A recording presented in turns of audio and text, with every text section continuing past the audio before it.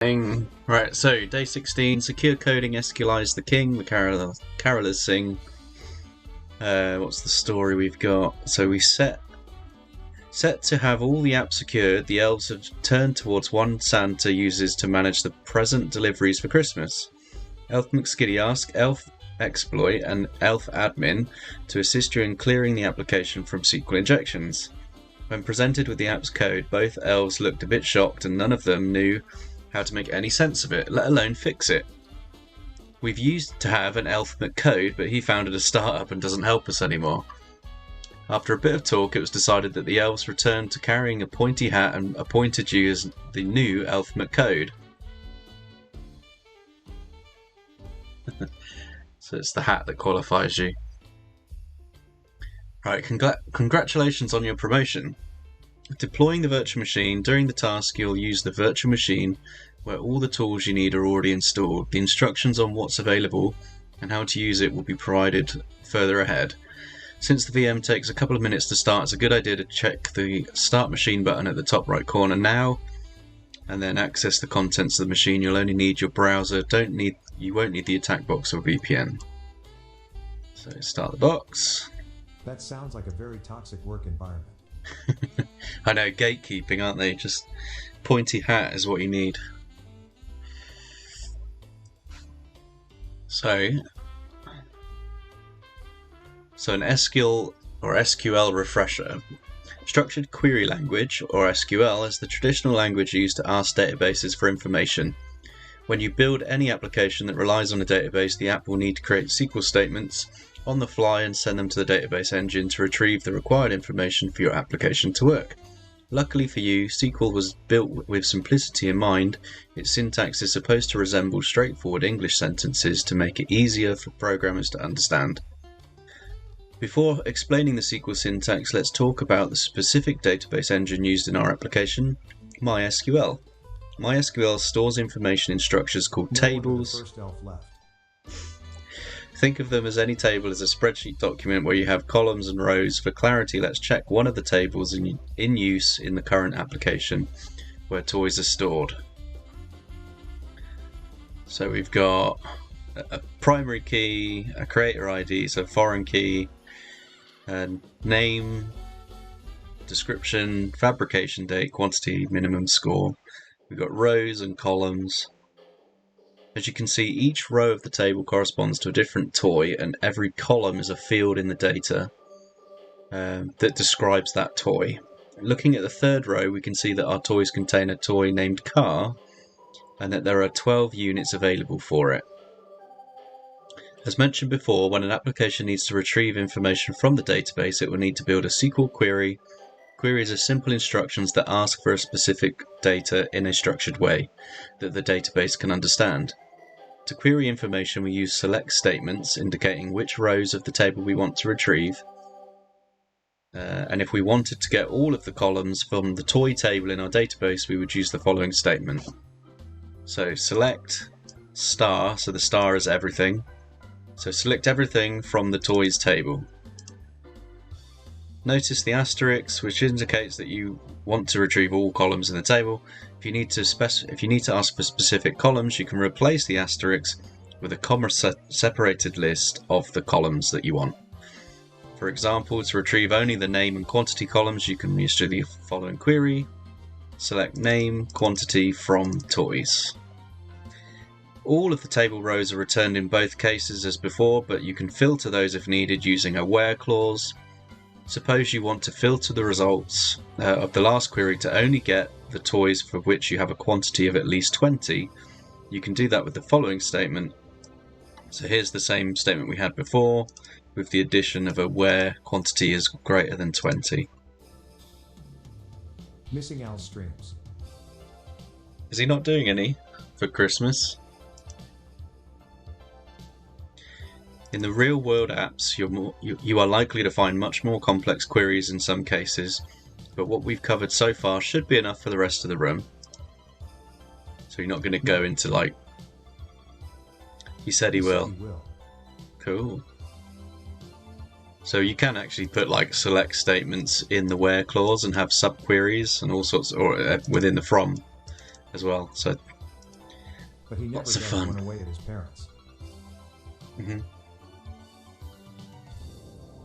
It's all about the work-life balance, dude.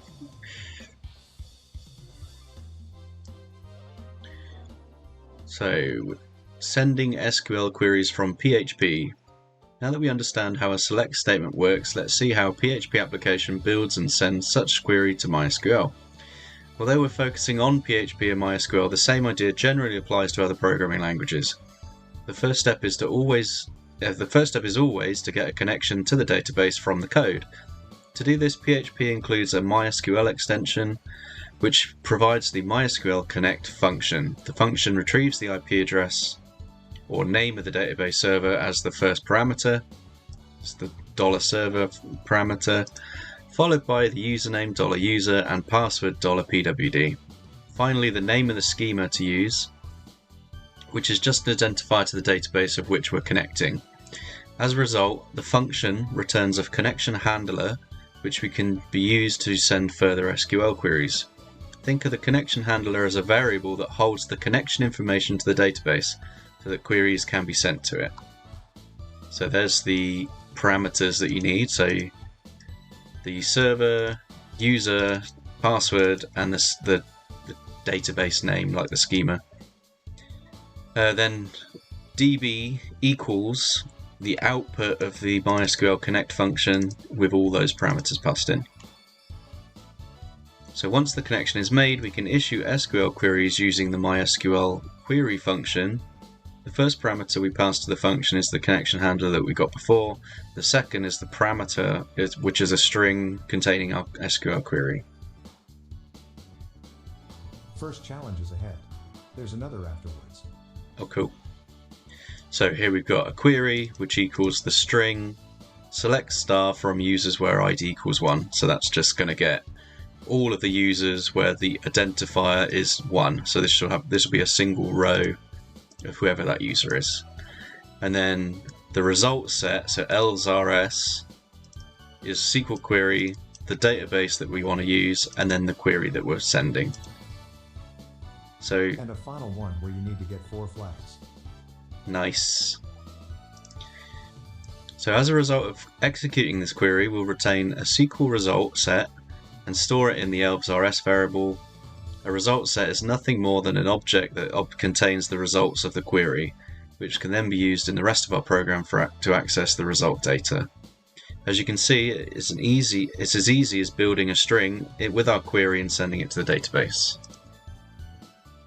Start a tag box. Yep, we've done that.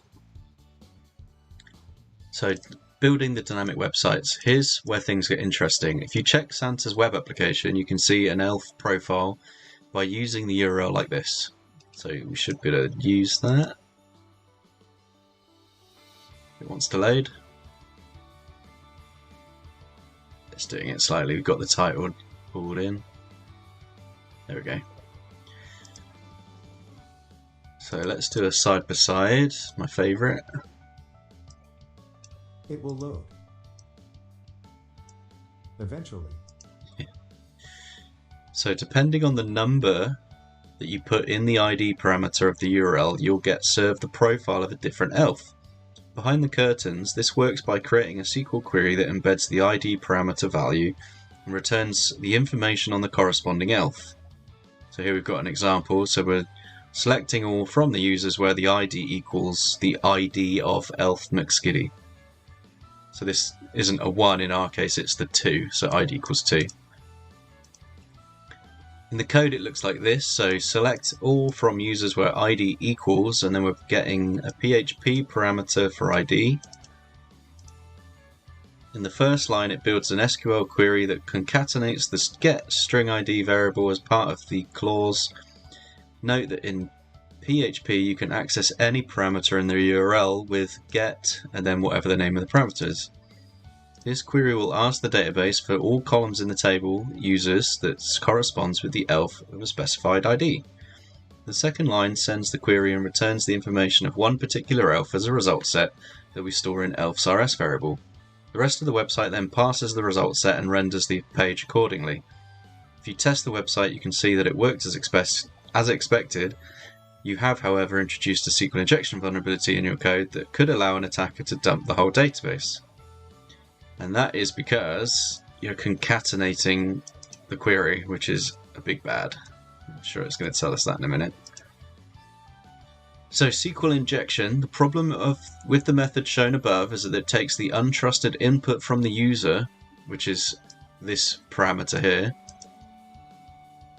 and concatenates it to the end of the query without any questions asked.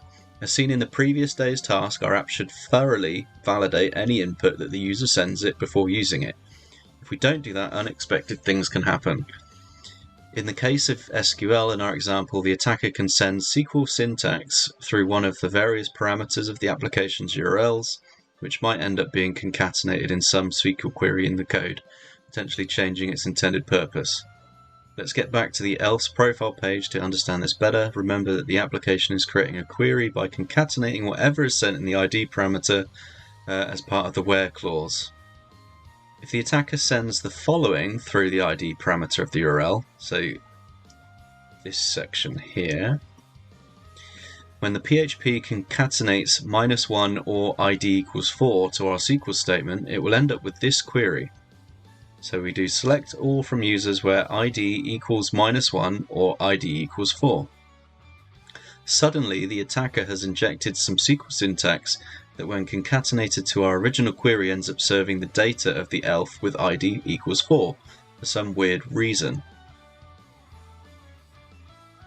Off topic, did you watch the NahamCon presentations? No, I haven't. I am going to watch them like after the fact as VODs.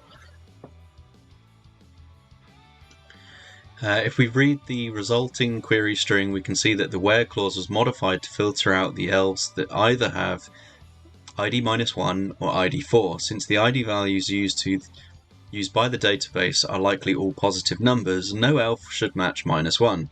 Therefore, the database will only return the elf with ID 4. While this they'll be on YouTube in the upcoming week. Mind-blowing is an understatement. Yeah, I should catch them when they come out. So, while the example shows a harmless injection, the skilled attacker can try to get your server to run a much more complex SQL query and force the database to return any data they want in the table. Just as an example, look at what happens when you put the following ID parameter.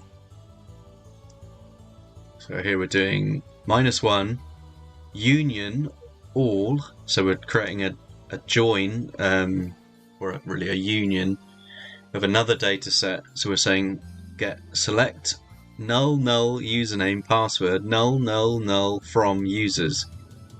So we're getting like a subquery essentially. We're getting to it.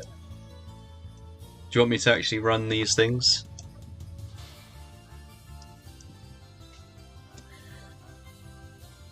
So here we're getting ho 2022. Yeah. So that is fetching. Well, that's it's the point. True. I mean, I know what these are doing, but so yeah. So the first challenge too. This you should be able to see, like, if you think behind the scenes, it's doing this query, and then you're tacking on another query to it, which is the same. You're basically collecting the same data, but this would be column 1, 2, 3, 4, 5, 6, 7 from the user table. The SQL injected will make the database return all users and passwords for the application. Santa won't like this for sure. If you're interested in learning more about SQL injection from the attacker's perspective, you can check the SQL injection room. For the rest of the task, however, we'll focus on the defensive side and look at ways to prevent SQL injection in our code. So don't worry too much if the above URL looks hard to understand. So to fix the app with elf exploit and elf admin, armed with this knowledge, we're ready to fix the application. You'll have access to a simple editor to modify the app's code. During the task, any changes you make in the editor will go live instantly as long as you save your changes by pressing Ctrl S. If you're using the VPN connection, you can access the code editor from any browser of your preference. If you use the attack box instead, Firefox is installed and available on the machine's desktop. To get to the code editor, point your browser to the following address. So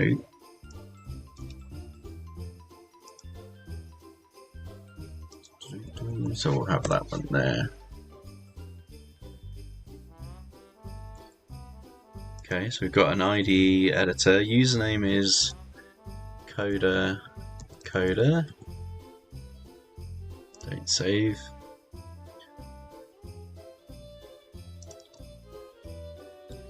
In addition to the code editor, you'll have access to the chat to communicate with the Elf exploit and Elf admin. While they don't speak too much, you can request them to check the application for you. If you remember correctly, they don't know a thing about coding. However, Elf exploit will help you identify parts of the app that are vulnerable to SQL injection. Elf admin, on the other hand, will check the application is running as expected. So you can check if you make a change that breaks the application somehow, it will let you know that you can roll back and try again. In combination, they will tell you if your changes solve the vulnerabilities while avoiding altering how the app is supposed to work. Cool.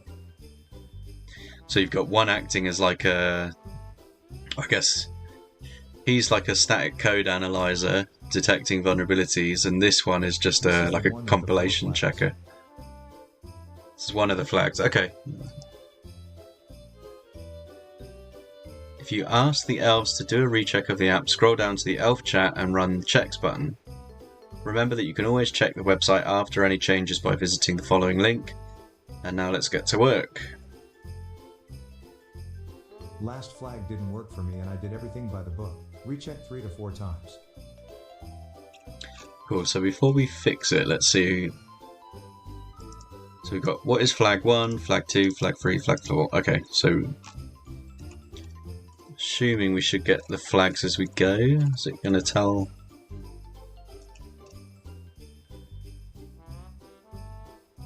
Right, so the first task. Fixing SQLi by data type validation. One of the easiest and most effective ways to prevent SQL injection is to ensure that any data the user can manipulate that you are concatenating as part of a SQL query is actually the type that you expect.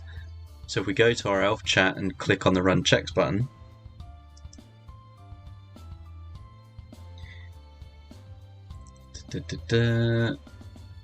Elf exploit will tell you that he successfully injected some SQL via the ID parameter elf.php.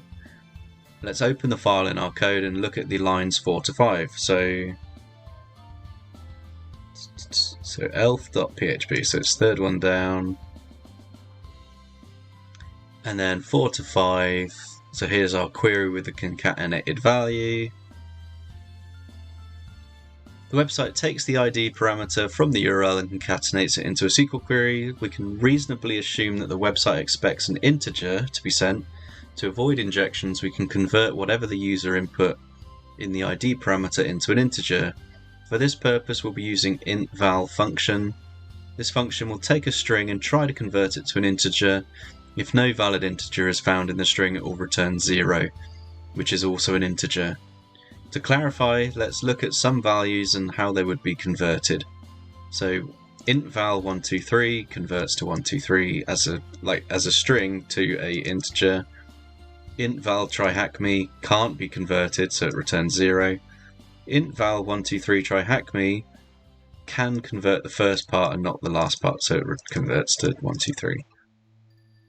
So if we put this into use, we can modify line 4 of the elf.php to look something like this. So we just simply wrap intval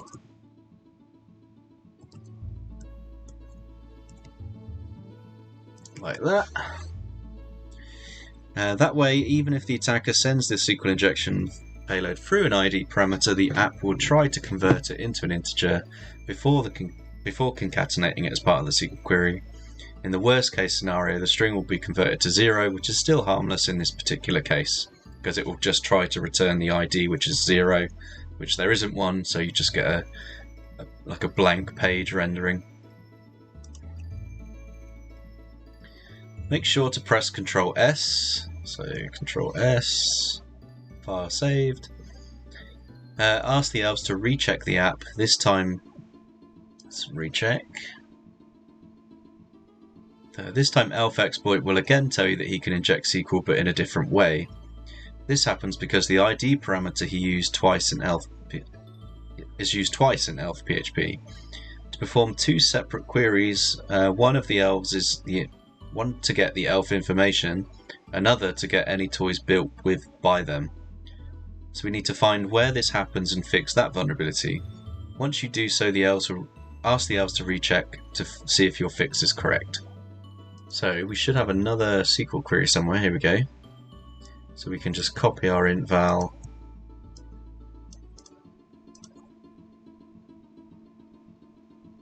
I think, no, one more over, there we go. So wrap that in an intval and recheck. No vulnerabilities found, great job.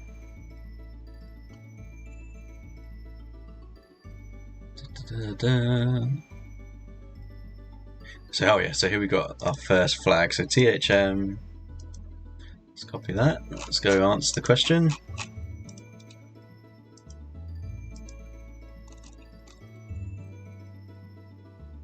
Aren't you warm in that Santa suit? No, I've got my heating turned off because it's so expensive. Right, I've spent like 50 quid this month just this week heating my house. Bullshit. Right, put my hood up to be a proper hacker.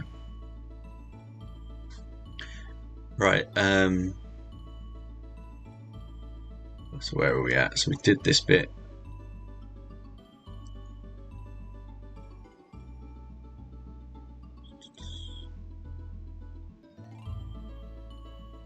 Right, so we've done this bit. So notice that for most data types you'll be able to make something similar. If you expect to receive a float, you can change it to use float val. Even if the values are not numeric but follow some specific structure, you could implement your own validators to ensure that the data conforms with a given format. Think, for example, of a parameter used to send IP addresses. You could quickly implement a simple function to check if the IP is well formed, and opt not to run the SQL query if it isn't. So now we fix SQLi using prepared statements. So this is the preferred way of fixing things. So while in some cases you may secure the code with a simple validator, there are situations when you need to allow the user to pass arbitrary strings. One example of this can be seen in the search bar of our application. Every time a search is done, it gets sent to search-toys.php via the queue parameter. If you ask the elves to recheck the application right now, elf exploit should have a way to take advantage of a vulnerability in that parameter. If we open search-toys.php, in our code editor we can quickly see that the query is built in lines 4 to 5. I've spent about £60 for electricity and heating, gas, last month. We'll probably pay 3 times as much this month. Yeah. It's half tempting to get like a wood-burning stove and just go cut down a tree. That's counterproductive in itself. So here if I scroll down, he's found an issue. Can I make this bigger? No.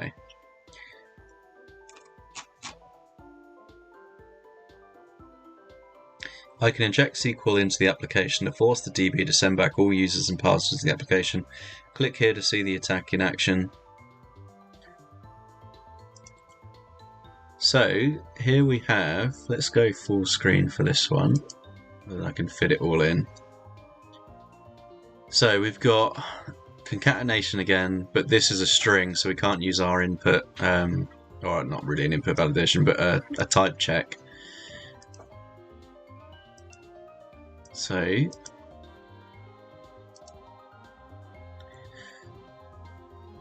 it says, here the queue parameter gets concatenated twice in the sentence. Notice that in both cases the data in queue is wrapped around single quotes, which is how you represent a string in SQL. The problem with having PHP build the query in the database has no other option but to trust what is being given. If an attacker somehow injects SQL, PHP will blindly concatenate the injected payload into the query string. The database will execute it. While there are a couple of ways to go about this, the safest bet is to use prepared statements to prevent SQL injection. Prepared statements allow you to separate the syntax of your SQL sentence with the actual parameters used on your where clause. Instead of building a single string by concatenation, you'll first describe the structure of your SQL query and use placeholders to indicate the position in your query's parameters. You will then bind the parameters to this prepared statement in a separate function call. So here we're replacing car with a question mark and replacing the other car with another question mark. Instead of providing a single SQL query string, we will send any dynamic parameters separately from the query itself, allowing the database to stick the pieces together securely without depending on PHP or the programmer. Let's see how this looks in code. First, we'll modify the initial query by replacing any parameter with a placeholder indicated with a question mark. This will tell the database that we want to run a query that takes two parameters as inputs. The query will then be passed to the MySQL prepare function instead of our usual MySQL query. MySQL prepare will not run the query, but it will indicate to the database to prepare the query with a given syntax. This function will return a prepared statement. Should be doing this along. Let's do... Oh, wrong one. So here, if you stick there we go. So this needs to change, so we're going to get rid of that and just put a, so it's like question mark. Why is that popped out?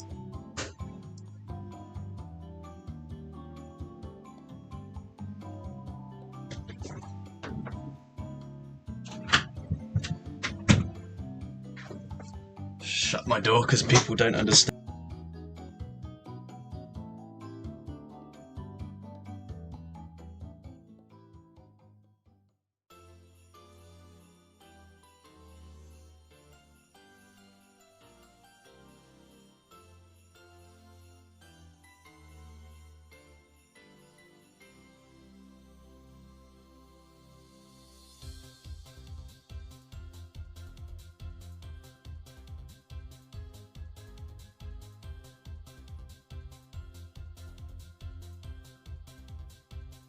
Now we're lip reading.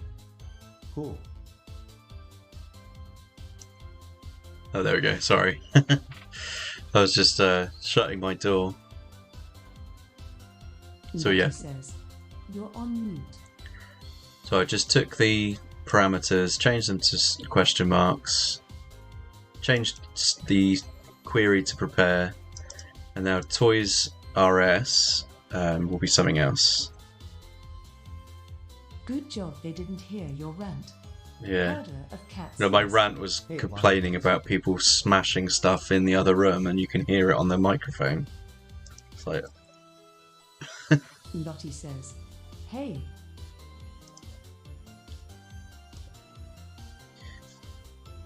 Herder of cats says, So edgy. Right, I'm going to change this back to the other one.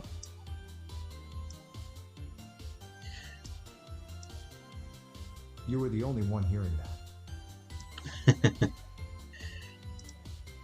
Alright, so this is actually a prepared statement, so I'm just going to mess with the whole thing. So statement.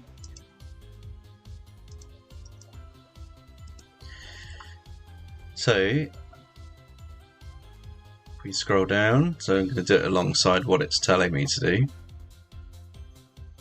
So to execute our query, MySQL needs to know the value to put on each placeholder we defined, and we can use the MySQL statement bind param function to attach variables to each placeholder.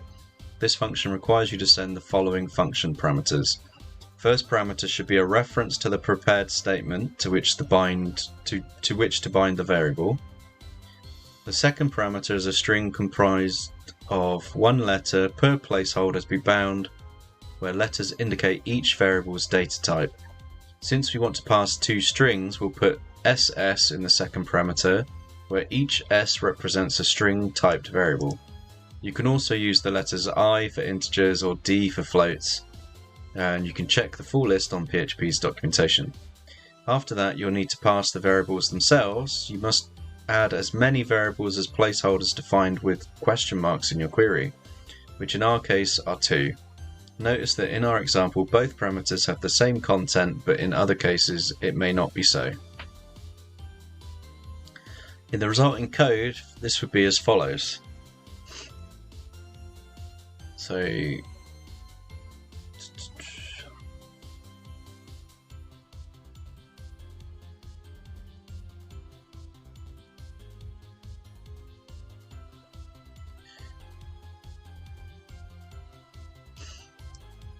we need to add in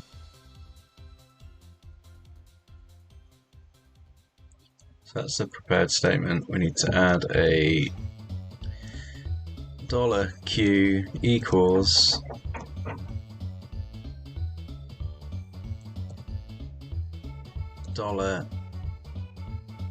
$get, getting the q query variable,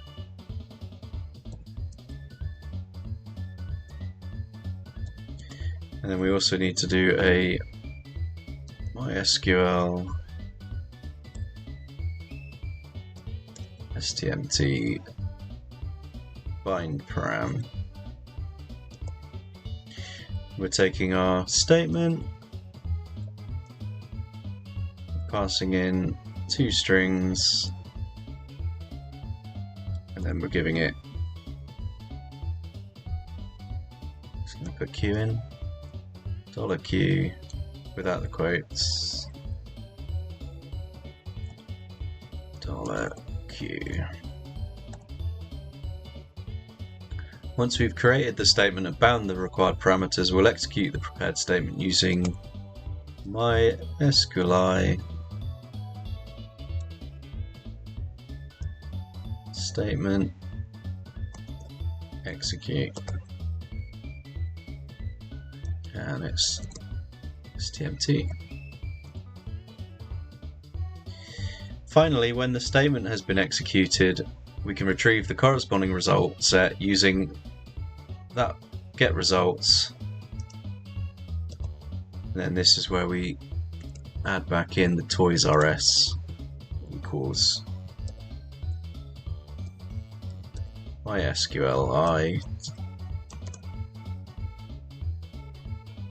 stmt get result from the statement.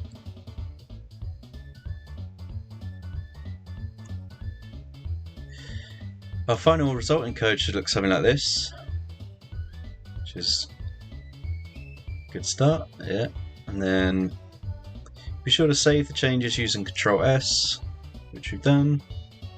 If you ask the elves to recheck the app, they should now tell you that the vulnerability has been fixed and give you a second flag. So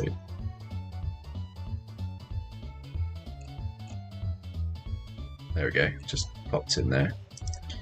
THM code and roll.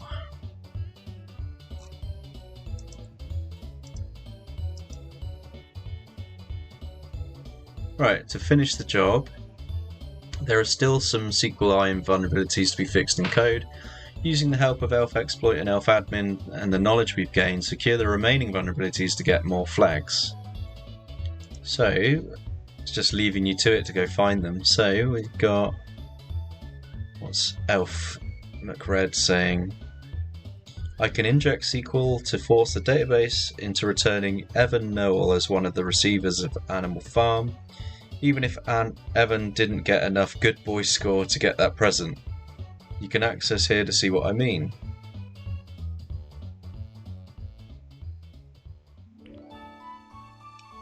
So let's copy that link.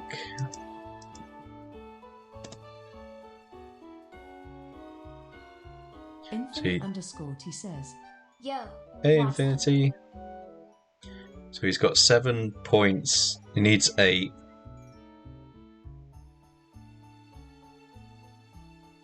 No, sorry, you need. The assigned elf is elf exploit red. So what's the thing here? We've got. Herder of Cat says, Hey at Infinity.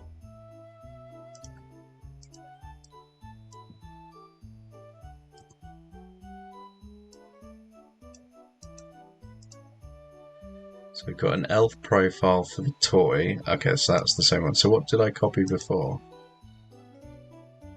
That's a link to the query for it. So Infinity_T says, how are you all? ID equals 1 or 1 equals 1, limit for 1. So we've got to go to toy.php. We should have another query here. So for this we could just say, what was the thing? Something we did on the other one. Intval, that's what we want. So for that we'll just do intval because it's just a numeric. We've got the same thing there, so let's do intval there.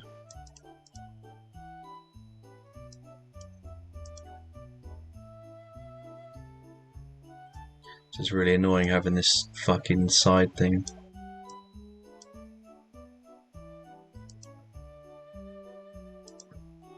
Right, there we go. So we'll add the other bracket there. Got any more?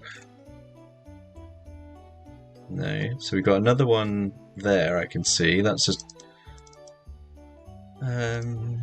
creator ID. That's probably an integer, so we'll leave that like that as well. Let's run a check.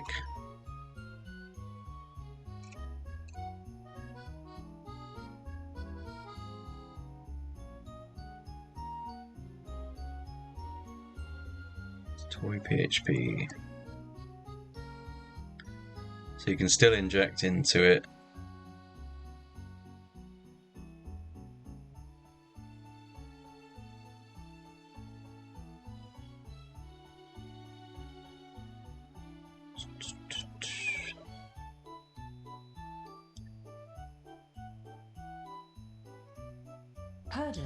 Oh wait, we've got to save it, haven't we? There we go. is over in 21 minutes and I only did Right, then run it.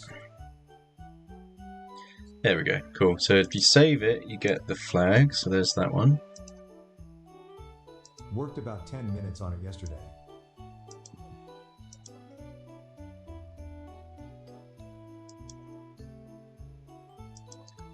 Cool, and then what else we got left? It'd be good if you could clear this bottom one because it gets loaded with all the crap from previous runs. So flag 1 found, flag 2 found, flag flee. I can bypass the login screen, so we're going to have something in login. With a SQL injection, you can just put all 1 equals 1, tac tac. It seems the login is sending the user an ID via a post, so you may want to search for parameters sent using post instead of get. Not that I would know any coding at all. Alright, so here we go. So here's our query with the username. Doesn't look like we've got any others in here, so this is that. So for this one, we're gonna do what we did in the other one.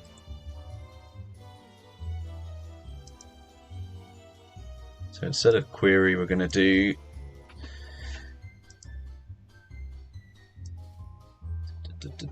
equals question mark.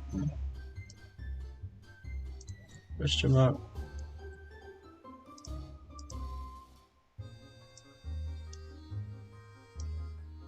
Oh, come on. Click to the side. There we go. Alright, and then this is basically going to be doing this again. So we basically need to copy this.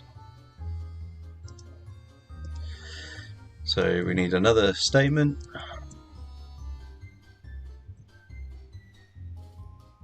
Equals MySQLi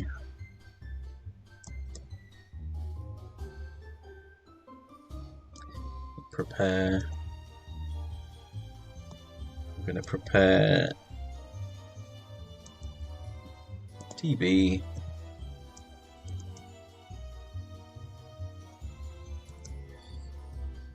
query. Then we're going to MySQLi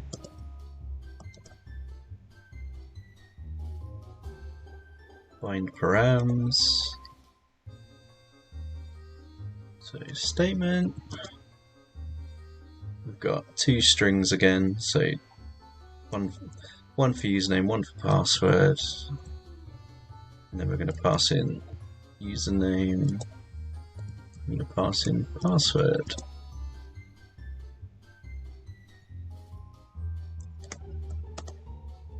I'm going to do MySQLi.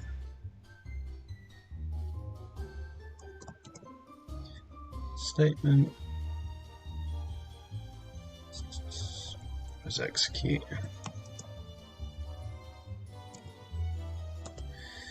So we're going to execute that statement. We're going to do MySQLi again. No, we're not. We're going to do users equals, but instead of query, we're going to do get.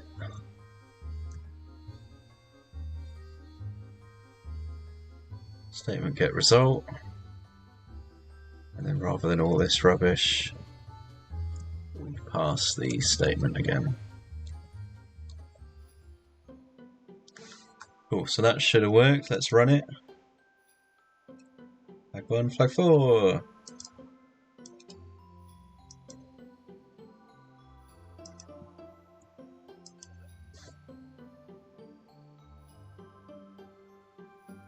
We're going to submit. There we go. Nice. Rabiat Afti says, Oh wow. Hey, I Rab. didn't know Red Hat hackers were a thing. Yeah, it's a new variant.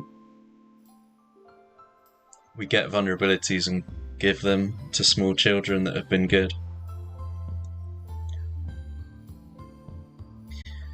Right, so that's day 16 done.